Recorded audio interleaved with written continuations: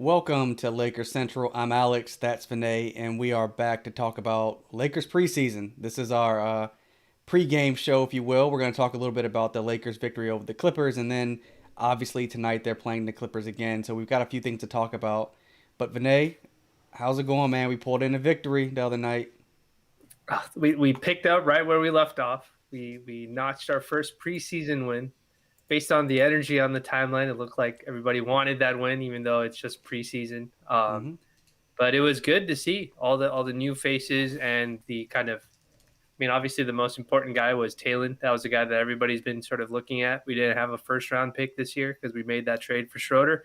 hmm So I thought it was a great game to like be able to kind of dissect what it was that all these guys have been working on and how they fit and stuff like that. So I thought it was great. I thought it was a great game. I was surprised that the Clippers played their starters as much as they did, but hmm I guess they're working on their continuity. So it was good stuff, man. A lot of good footage and good stuff, and Lakers Twitter was a buzz, I would say, after that preseason game. So the energy's back on the timeline. It's gonna be back again today. I mean, win or lose, of course, I want the Lakers to win every single game, including preseason Of games, course. but without LeBron and Anthony Davis, you just want to look at the continuity of the team. You want to see how the new guys are kind of mixing in. You want to see how the young guys like Talen are coming along.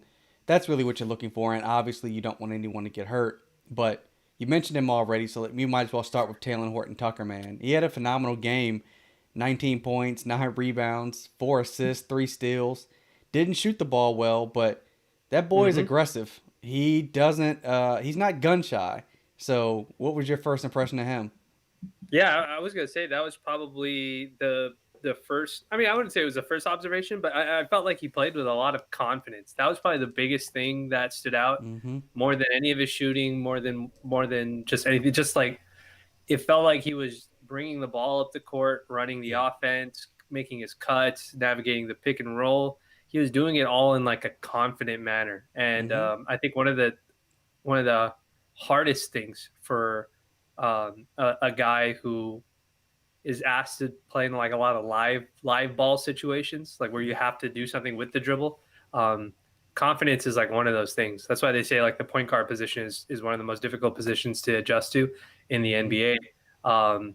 And I it seems like he's a pretty good backup point guard. Now, like when you think about just kind of how they were using him and stuff like that, like he would be the guy who brought it up, but then he would also be like run that first action pick and roll. So Mhm. that confidence is really what stood out for me the most.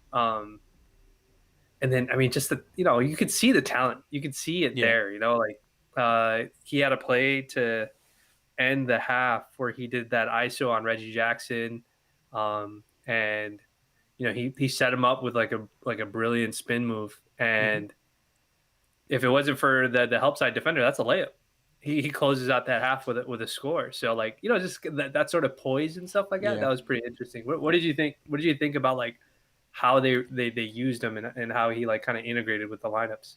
So I was surprised he was going to handle the ball as much as he did. Like I Yeah, right. I Yeah. didn't see that coming at all. So if they're looking at him like some kind of backup point guard or he's going to handle the ball when he's out on the floor. Look, he's 6'4". He's got really long arms. I think he's got what a 7'4" wingspan. Yeah. Something ridiculous. His hands drag on the ground when he gets into that like that low Yeah. stance to defend. His hands are pretty much touching the ground. So yeah, he's got a ridiculous wingspan.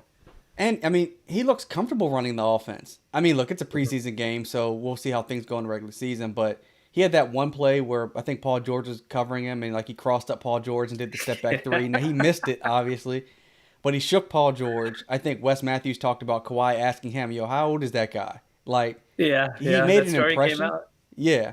So if they're going to utilize him in a backup role, I want to see more. Like I'm not down on him at all. I think he's got a ton Yeah. of talent, and I pointed this out before. The Lakers have done a great job in scouting these guys late in the first and second rounds. He's got a ton of talent. If they're looking at him as more of a ball handler, where does that leave Caruso? So that is something that I think is a very interesting question, and it'll probably be more related to what we talk about when we talk about the next guy that we're probably going to talk about. But one of the things that I thought was very interesting is that they used Tucker in two different ways, right? They used him as like that pin down guy who's in the corner, Yeah. comes off a screen, and then cuts to the rim.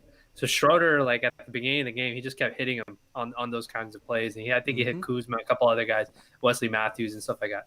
So it's very clear that they believe that they can use him in that same capacity, like the Avery Bradley cutter capacity. But one of the things that I think it's been really interesting, and I'm going to be very curious to see if that confidence stays consistent. Okay, because he wasn't being defended by like Patrick Beverly. Beverly was guarding a guy like Schroeder. Right. You're not going to get guys who play defense like Patrick Beverly the whole time, but I'm very curious to see if they put Pat. I want to see him do it against Pat because Pat is a good defender by all intents and purposes. So I'm just very curious to see what it looks like. But it actually makes the Lakers better when I think about it, because one of the things that was a little bit difficult for Caruso was that his ability to navigate the pick and roll and be like a scoring threat was an issue for Lakers. He didn't have the mid range last year, and he was actually, if there was a straight line drive available for him for a layup, he could make them. So that wasn't a problem. It was better than Rondo, at least during the regular season. But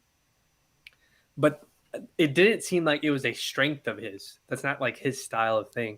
So like now, like with this development with Tucker, obviously it's only a 1-game sample size and we have to see him against like top tier competition or top tier defenders. But if he actually is able to develop that part of his game where he can navigate a pick and roll and get to the rim, however he does, it actually makes Caruso and Kuzma, it allows them to be more consistent with what they want, which is what I see them is 3-and-D guys, like really, really good 3-and-D guys. And that's actually the thing that the Lakers probably are limited on their roster with. We don't actually have a lot of 3-and-D guys. We have Wesley Matthews, we have Markieff Morris, but then that's about it. Like, so we do rely on like Alex Caruso. We do rely on Kyle Kuzma. Like those guys have to be good 3-and-D players in order for us to be successful. And I thought it was kind of interesting. I thought that, if the Lakers think that Talen Horton-Tucker can take that role of not a backup point guard, but you know what I mean, like a pick and roll on ball kind of guy. It's a good fit because Kuzma's clearly better as a 3-and-D type of guy, and Caruso's clearly better as a 3-and-D type of guy. Both of those guys, Caruso and Kuzma, can attack a closeout. Somebody tries a hard closeout on 3-point line, they can finish. So, but on ball, like breaking down an individual defender or navigating pick and roll, that's not their strengths. That's not their style of play. So it's actually like a weird way of building a team, right? Like if you can't land the superstar, then land all the 3-and-D guys that you can, and then get your superstars so that it's easy to fit in. That's what happened last year, right? We just got a bunch of 3. And then this year it seems like we know that our 3-and-D guys are going to be guys like Caruso and Kuzma. Right. But now we can develop all these other guys in these different roles and stuff like that that they're more equipped for. So it seems like a good fit, man. I'm very curious to see what happens in that situation. Like, I know that Dennis Schroeder is supposed to be our backup point guard, but for OKC, when they were playing those 2-guard lineups and the 3-guard lineups, they were really good. OKC it was like a problem, like defending OKC. So is it possible that the Lakers could end up running a lineup that has Horton-Tucker, Caruso, and Dennis Schroeder on the floor all at the same time? Maybe, if they need to against certain lineups. So it's a good development. I think it's a good thing to see, and I'm very, very curious to see if he can keep that poise as he navigates through that kind of action. I mean, maybe Vogel was also trying to find out if Talen can be a true backup point guard, if he's even considering starting Schroeder, right? So if you're going to start Schroeder with LeBron, now you're probably going to stagger their minutes a little bit to make sure they're both one of them on the floor. But if Schroeder ends up starting, most of us thought Caruso would probably be like the backup point guard. But if he doesn't have the handles that Talen does. So if Talen is kind of ready to be that backup point guard, well, maybe Schroeder could start a little bit. So I think that's what they're trying to figure out. But also with the 3-and-Ds, one thing about all of our 3-and-Ds outside of Kuzma, they're all small, man. Like KCP 6'5", West is 6'4", Caruso I think is 6'4". We still don't have like a 6'7" guy. I mean, they have Kuz, but like, there are whispers that the Lakers are monitoring their Ariza situation. But Talen is 6'4". All of our guys, they're pretty small. So I'm curious to see if they do end up going out and finding someone on the buyout market Uh-huh. that's a bit bigger, 6'7", 6'8". How does that change the lineup? But at least right now, the boy Hmm. didn't shoot good, but he looked good overall. Like, he was really engaged. He got to the basket. He Hmm. has a lot of craftiness. Like, I probably shouldn't say this, but his craftiness reminds me a little bit of like a James Harden, kind of getting to the basket. He's Sure. clearly not James Harden, but just Yeah. he gets to the basket, he can go up and under. His arms are so long, I think it's a little more difficult for guys to block. So Yeah. I'm I'll, really I'll, curious to see his development. I'll say this. I don't think I understand the angle that you're taking with that craftiness angle for with James Harden. I wouldn't quite put him there. I would say he has the craftiness of like a guy like Luca. So like Hmm. so like Harden when he likes to play pick and roll, there's usually two results, right? Either he's getting himself a straight line drive to the rim for a layup or a dunk or something like that, or a kick out, or Hmm. he does the step back three. Um, One of the things that I think makes a big difference between Luca and Harden is Luca's a little bit more patient. Like he'll kind of probe the defense to find the Hmm. right shot. So he'll jail a guy behind, he'll freeze a guy behind him, or he'll just kind of dribble around in the free throw line area, Yeah. like in this open space before he decides what he's going to do. I'd say Talen is more in that capacity, at least what we've seen from this game. So that's actually a really good thing because that means that he's being coached up to be patient and not rush his shot. And yesterday he had a couple, or sorry, the first preseason game, he had a couple good layups that went in, and then he had a couple layups where he just kind of like shorted them. Like they Yeah. were layups for sure. He shorted them. So I always think that my personal basketball rule is if your shot's not falling, just go to the rim. That's what my coach always taught me. Go to the rim, get a draw foul, take free Right. throws, get a layup, and then the rest of your game will start kicking in. And I mean, we saw that, right? He hit a couple layups, and then Hmm. towards I want to say it was the fourth quarter or third quarter. I can't remember what it was where Kyle or Kuzma like faked the pass to him, but then send it to him, and then he took a nice in rhythm three. That's the kind of stuff that we want to see. So it was a nice way to first see him sort of play. I know Laker fans are very high on his potential. Yeah. I am too. I just want I'm just so curious to see how they use him. Well, you mentioned one of the other guys. I guess we're developing Kyle Kuzma, right? Now he had a really good stat line, I thought. For all the love that Talen gets on Lakers Twitter, Kuz gets a bit of the opposite. So he finished with 18 points, 5 rebounds. Sorry, 18 Hmm. points and 5 assists. He got to the free throw line. He took 9 free throws. I thought his Yeah, defense was actually solid. I thought his yeah, passing was improved given a yeah, shortened off season. I'm not down on him at all compared to everybody else. I still think that for yeah. the cost of his contract right now, even his extension, all those things, I think that he's still a really good player. But I I like agree. what I saw out of Kuz, at least in his first game. He played 38 minutes. What did you see out of him? With this shortened preseason. So there was a couple of plays where towards the beginning of the game he did his like he was guarding his guy. Actually, I want to say like one of the first Clipper plays of the game, they ran a down screen curl. I want to say it was for either Paul George or Kawhi. I can't remember who it was. And he was like right on him, like Hmm. chasing around the screen. And I want to say he forced whoever was attempting the shot to either adjust and miss it, or I think he ended up tipping it or something like that from behind. So like his defensive effort was good. Like he wasn't put in a position where he had to guard like a big guy or something like that down low. He was primarily on the perimeter. There was a couple of plays where Montrez was on the court and he was just like he was getting overwhelmed by Zubac. That like Kuz came in and helped him out. There's one where he Hmm. blocked Zubac from behind. Yep. There's another one where he tipped an offensive rebound away from Zubac, and the Lakers got a team rebound out of that. Um, I was very aware of it's very hard to miss the Kuzma related stuff on the Lakers timeline when the Lakers play.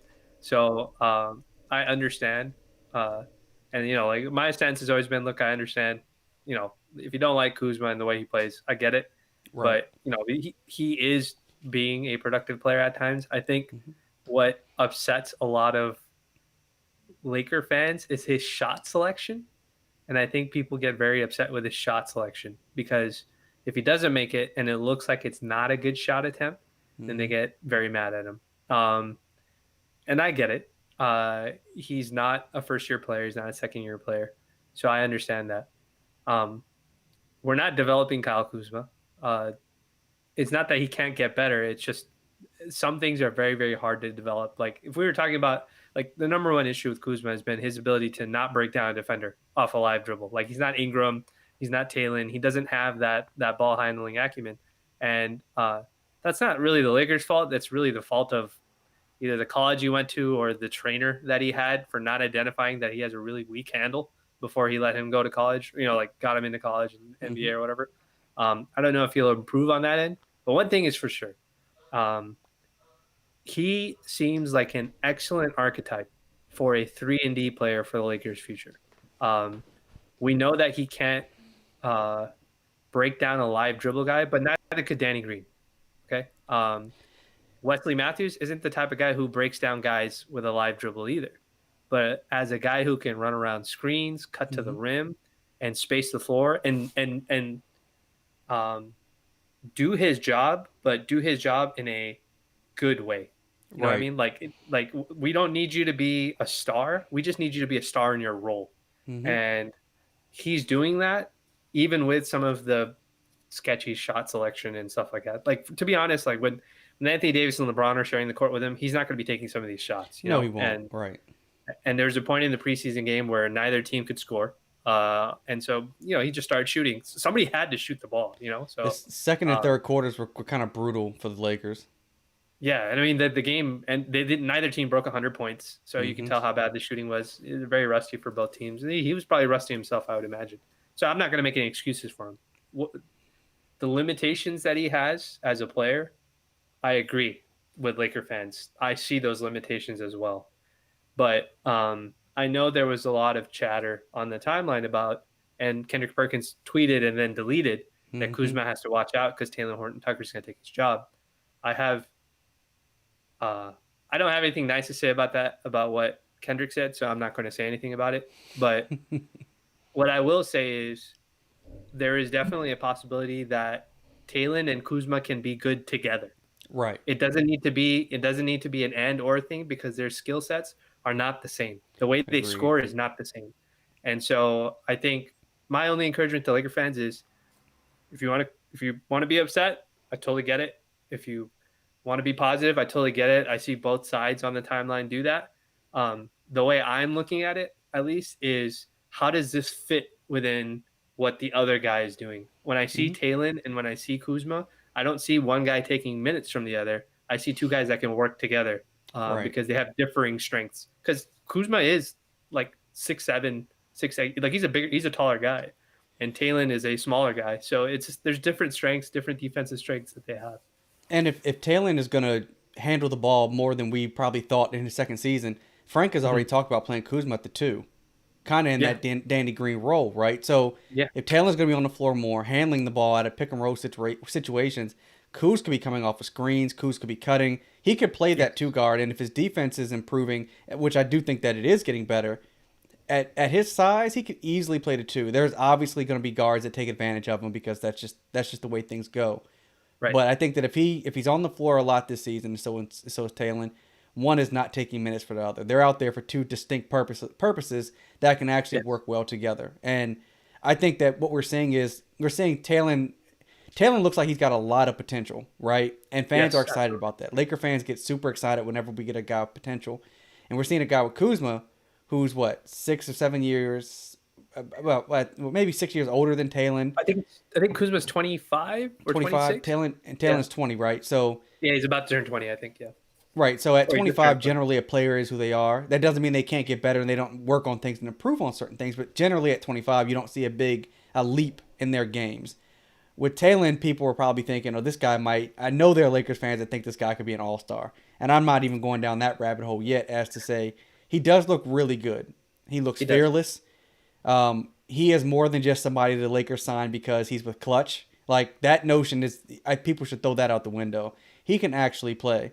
But for Kuzma, it's not if Talen gets better. It's other guys like Markieff. If Markieff is playing well, where does that leave Kuz? If West is playing well, like, that's probably what Kuz should be concerned about. Or if the Lakers do go out and get a Trevor Ariza, Where does that leave Kuz, right? So, Right. Yeah. And so but I think he's fine right now. yeah, and like everybody's doing this thing where they're basically trying to count Kuzma's pockets in advance, and like, oh, is he Yeah. doing all this stuff because of his future contract and stuff like that? Look, players playing very well or playing outside of their character because they want the next big contract, that's always going to be a thing. And Yep. I understand that folks have that mindset, and that's fine. Like I said, when it comes to all these criticisms and stuff like that, I can't disagree. I can't tell Laker fans how they should feel. All I can do is give them my idea. Is I think Kuzma knows how he fits with this roster, and I don't think he's doing anything outside of what this team is asking him to do in certain situations. But the fact that he misses he may miss 2-3 shots and then make the next 2-3 shots. Like, but the only time I'm hearing about people being upset with him is when he's missing his shots. And we're not, you know, I understand the frustration with him, and I think his personality on social media Hmm. makes it worse. I agree with that. There's people who think that he doesn't deserve a Puma shoe. There's people who think that he doesn't even deserve to be on this roster. He doesn't deserve minutes and all that sort of stuff. And so, like, at some point, some of that stuff gets a little bit more personal and doesn't Hmm. have anything to do with basketball. And so that's kind of where I'm like, all right, maybe we should just pump the brakes a little bit. But at least as it relates to what goes on the floor, the way I think of it is this: we're not always going to get guys like Wesley Matthews at $3 million. Okay, Right. like eventually we're going to have to pay guys like Danny Green $12 million or $15 million to come and play for the Lakers because not everybody's going to take a discount. Hmm. Chances are Markieff Morris is going to ask for a lot of money if the Lakers win a championship again, and he may not stay with the Lakers. Wesley Matthews may not stay with the Lakers if the Lakers win another championship. Like these guys are getting their paydays. Rondo didn't stay. He was in a Right. perfect situation, and he chose not to stay. He went to Atlanta, a team that was the worst team in the playoffs, Hmm. a worst team in the Eastern Conference last year. So we're not always going to get guys like that. So a guy like Kuzma instantly becomes valuable if we only have to pay him like $10 million a year for three Right. years. Like that's a pretty good deal for a guy who's, from time to time can step in for Braun when he wants to sit out and put up 25, 30 a game and keep the offense afloat and stuff like that. So that's the way I'm kind of thinking of it. I've already said openly that I'm not going to stress any of like these things, like the inconsistencies this season, because health is the most important thing. But I thought he did a lot of small things that were good Hmm. in that first preseason game. But like I said, I'm very, very curious to see how the pieces fit together because that's the most important part of this team. As much as Lakers Twitter kind of gets upset with him, I try to pay attention to Frank Vogel and other coaches on the sideline. When he takes a Yes. bad shot, I try to see, okay, do they immediately pull him from the game? Are they yelling at him when he comes to the sideline? Or, is the demeanor more of a teaching, or is it, go Yes. sit your ass down on the bench type thing? And Yes. I never gather that they're ever really mad at him. I like Yeah. I haven't seen that. I haven't heard that from them in their press conferences. And Frank doesn't come across as that kind of coach anyway. I think he's more of a I'll handle things behind the scenes. But even all the guys on the bench there, I I think Kuzma's playing the way that they want him to. Do they want him to shoot better? Yes. And do they want him to Yes, for sure. have better shot selection? Of course they do. But I actually think that he's playing in the role that they really want him to play.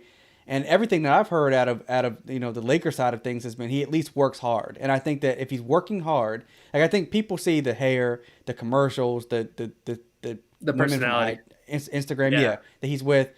But behind the scenes, they all say he really works hard. So if he's working hard, as long as he's making marginal improvement, and I just think that fans need to temper their expectations. The guy was taken 27th overall in that draft. He's not a lottery pick. If he can be productive and help us win games, especially when LeBron is sitting out, like he did against OKC last year, then that really helps. What do you think about tonight, though, man? You think we see LeBron and Anthony Davis? I think we may, though I would have thought, I mean, it's probably 50-50, or maybe it's like 75-25 they play. Uh I was going to say that usually they let us know pretty well in advance when they're not going to play. Like they let us know in advance that LeBron and AD weren't going to play the first Right. preseason game. And I would imagine on one day's rest they're not going to make, like all these other like Schroeder and Harrell and all these guys play another 30 plus minutes. Even if it does help build chemistry.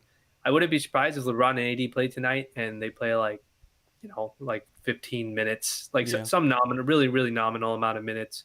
at like maybe the first shift of each half, and then Hmm. they'll be done for the rest of the game. So I wouldn't be surprised if it's something like that. Just to get them all warmed up and stuff like that. I think that's probably what'll happen, but I also won't be surprised. I mean, Lakers only went 9 deep. That was actually also a surprise for me as well. Yeah, I was looking at that. Like Montrez played 31. Like so, I thought Trez would play maybe 15 or 20 minutes, but Trez played 31 minutes. Yeah. Schroeder played 24. And then Kuz and THT they played 37 and 38 minutes. I mean, these guys played. Wes even played 23 minutes. So they played guys a lot. Hmm. So I suspect tonight we might see KCP, we might see Markieff Morris, we might actually see the entire team. And again, like you said, shorter minutes. But I'm really curious to see what the starting lineup looks like if LeBron and Anthony Davis do play. Is it Schroeder in the lineup? Is it THT in the lineup? Is it Hmm. KCP in the lineup next to LeBron or Wes? Yeah. Who are the guards that are out there with LeBron? Because well, let me ask you, who do you think if LeBron starts or he plays? Who do you think starts next to him? I think LeBron, if LeBron plays, I think AD is going to play. I think it'll be LeBron, AD. I won't be surprised if Gasol plays also. If Hmm. the guys that sat out last game are the ones that played this game. So they'll play KCP, Gasol, LeBron. Uh, who was the last guy? Oh, Markieff was the last guy that stepped out. Yep. And I wouldn't be surprised if Schroeder plays again. Or I know Caruso got like a weird He got a hip hip stinger. contusion. Yeah. Yep. It looked like he got kneed or something like that on one of his defensive plays. But yeah, like, or I wouldn't be surprised if Tucker starts next to all four of those guys. Yeah. So but I think those four guys are going to play. Knowing Frank, he's probably just like alternating some of it and then gradually working their minutes up. Um, but look, man, AD says that he wants an MVP caliber season, so Mm-hmm. they may be full guns blazing uh, on in our first game because that's a marquee game against the Clippers. So I guess we'll see what happens. But yeah, I think if they play tonight, they'll probably play all those guys. I want to see how Gasol plays in the half court for the Lakers. I'm very curious. Well, we've talked about this a number of times just before preseason even started. Gasol brings a lot of toughness. He's incredibly smart, so he's a Yes, versatile big man. I mean, he doesn't jump outside the gym like Dwight does. He's not the physical specimen that Dwight was, but he's a really smart player. They can run the offense through him. So I'm curious to see how he looks if he plays tonight. And if he yeah, plays, I suspect it'll be 10, 15 minutes at max. Also for someone like him, they want to make sure he sure, stays healthy as well because they don't have any other centers, right? It's just him, AD, and Trez are the only yeah.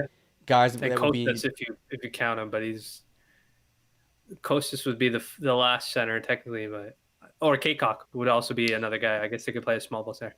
I'm actually I hope Giannis signs his extension or decides.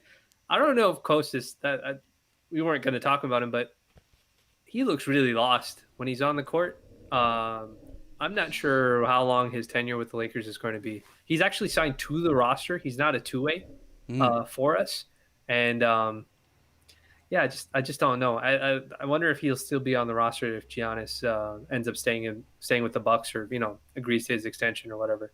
I don't know. I don't know what's going to happen with him, but I feel like we could probably get a better usage out of his roster spot for a long season. So we'll see.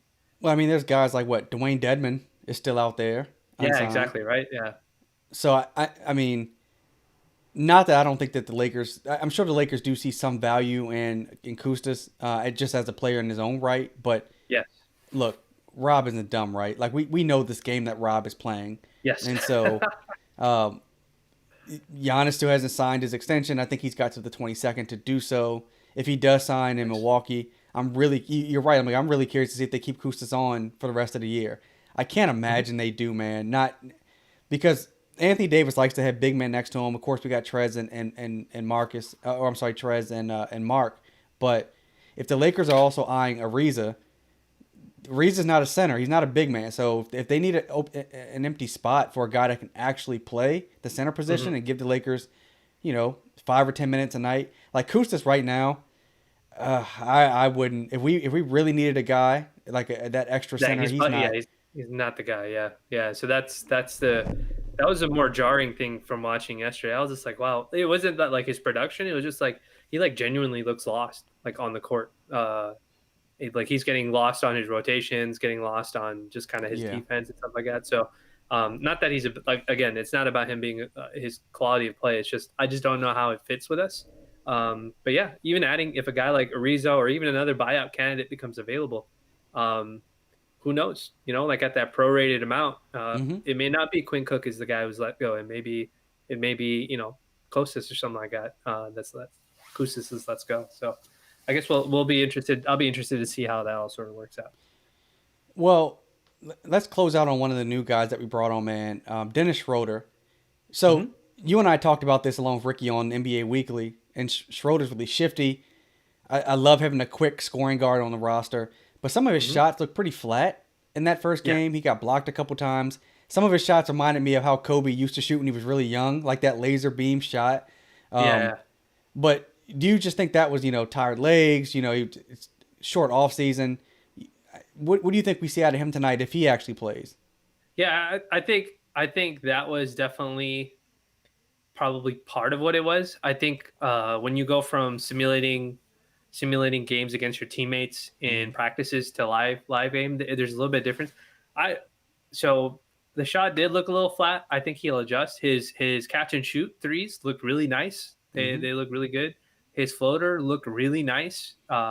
He missed a couple contested layups, which I would think like when he gets like his reps up, he'll get his rhythm back and all that sort of stuff. He'll make them. The one thing that I thought was the most interesting is just, and so I wrote this in the newsletter for my Positive Affirmations Sunday edition newsletter of what I do. He's like slithery. Like that's the only way Yeah. I can describe like how he Yep. plays. Like it, like when I'm watching, like when I see like LeBron run and I see him do like a jump stop, or if I see Kuzma do it, or if I see like Caruso like take like gather and take his two Mm. steps for a layup and stuff like that when I watch, I can imagine what that sounds like on the court. And that's just like a thing that I've always like a habit that I've always had. Like I wonder how much force this guy's applying to generating this layup or this collision. Or you see two guys collide and you're like, wow, I'm sure in real time like that collision's like ridiculous to watch in person. Um, but when I watch Schroeder play, he's got like this like I feel like you wouldn't even be able to hear his footsteps. Yeah. His feet are so nimble, and he seems so slithery, like the way he kind of gets around on the court. Hmm. That I wonder even if for him like it's an adjustment because with OKC they didn't really have spacing the way the Lakers did, unless they ran certain lineups. And I think he's getting used to it. And if he plays next to Anthony Davis and LeBron in the starting lineup, he's probably going to be like completely shocked at like All the the wide amount of open room that looks. he has to work with. Yeah, that he has to work with. Yeah. And so I would say like probably the only thing that was a little bit of a concern for them was he had a lot of careless turnovers. Yeah.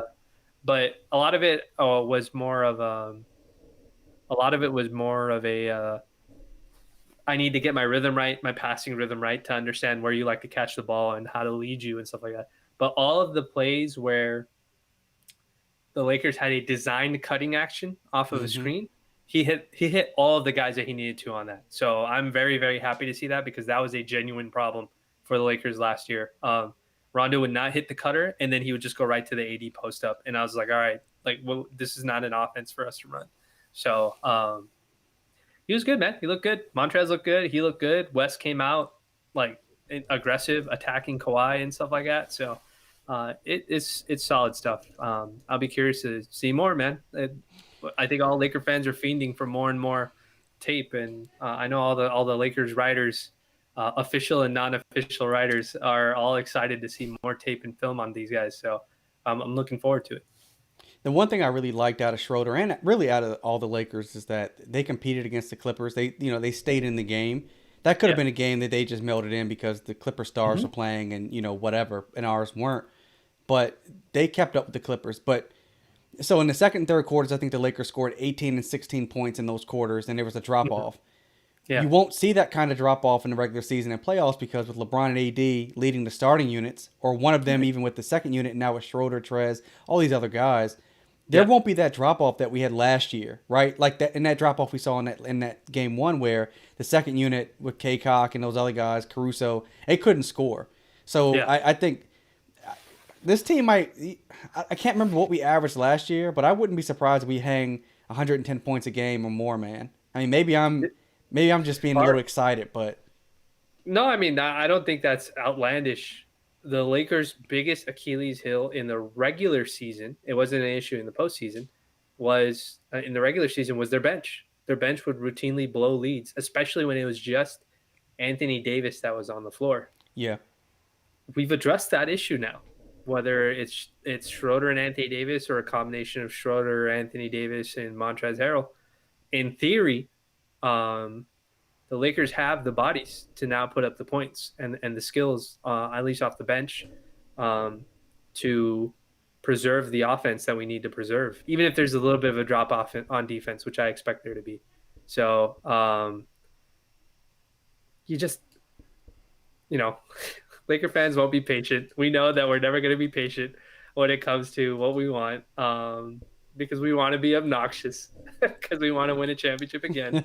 But for some of these guys, we just have to watch. We have to wait and see how they kind of um, integrate with each other. Yeah. I think the coolest part for me, the part that I enjoy the most, which is why I mentioned it when it came to Talen Horton-Tucker and Kuzma fitting together, is that I'm just excited to see the different kinds of combinations that Vogel can use, because we actually got guys that can that he had time to find the guys that he wanted to find. Right. Like, we added Markeith, and we only had him for like six to 8 games before the playoffs started. Now we have a whole season of Markeith. Like, it's exciting to think about how much better this team can be, now that we know who's in what role and that sort of stuff. So I'm just gonna stay optimistic as always, and just look, just watch. That's all we can do. Just watch the games. None of these games count. This is not on our official record, so let's just watch and see how these guys integrate. I guess the last thing I'll say is the Lakers bench was up and at 'em. They weren't taking any breaks during the game, so I was glad to see that. I thought that was a big theme for this team last year, and it seems like they're continuing that theme of being supportive to each other. So it's great to see, man. Well, we'll close out on this. You've talked about it a lot, man. Like, you're not going to stress out at all this season. We got our championship. The Lakers are back on top. You're going to relax and enjoy these games, as more of a fan than rather getting so worked up. And so I've told you this in the past that I don't get on Lakers Twitter when the Lakers are playing. I have to step away from it because it's maddening. But in the preseason, this first preseason game, it's the first time I actually had my phone open while I'm watching a game, actually like watching it with other fans. Like, to take a page out of your book. We've got our championship. Whatever gets said on the TL, whatever the national guys say, or whatever. Someone like when Kendrick made his comment, it was just like, okay, here we go. Like, whatever, all that stuff. Like, whatever. We are champions, and our team is actually better than they were last year. And so I'm gonna enjoy this. Yeah, and like, I don't want anybody listening to this who ends up watching this thinking that, like, oh, I think I'm better than you because I'm not stressing all this stuff. That's not what we're saying at all. What we're just saying is that, like, for you and I, because of how long we've watched the Lakers play, like, we know how this routine goes. And I think there's a lot of young Laker fans that grow up in social media environment and in the more instant gratification and positive feedback loop environment and stuff like that. And I understand that 100%. Everybody should feel however they want to feel. So whenever I talk on the timeline, I'm sure some people get a little annoyed when I'm like, hey, Kuzma hit 2 good shots in a row. That's kind of good. And it's like, it probably breaks out some of the timeline comments in regard. Yeah. So look, man, I get it. But that's the best part about this. We're everybody on the timeline. It's one big ass group chat. And we all have our own opinions. But what makes this my favorite part of being a Laker fan, and the reason why I even do these sort of things, write a newsletter, jump on podcasts with you, do live streams, is because it's fun, man. It's fun to discuss these sort of things. So I'm enjoying it. I love the Kuzma jokes when I see them. And I love, but obviously I have opinions about ESPN media folks, speaking on the Lakers as it is. So I'm just looking forward to, man. I'm looking forward to tonight's game. I'm looking forward to the game against the Suns, because I think the Suns are going to be good when we see them. So I know we'll chat and we'll see each other on the timeline. So I'm looking forward to it. I hope AD and LeBron play today. Hope we get to see them in some action. I do too, and I hope we get another victory tonight. No matter how ugly it is, I just want to see the Lakers get these victories, especially over the Clippers. The jokes are gonna fly, man. They don't care. Nobody cares. It seems like the entire timeline, even non-Laker fans, are jumping on the Clippers when they lose. So, oh man. Well, everybody, thanks for tuning in to the live stream. We'll catch you guys on the timeline. That's Vinay. I'm Alex, and you've been watching Laker Central.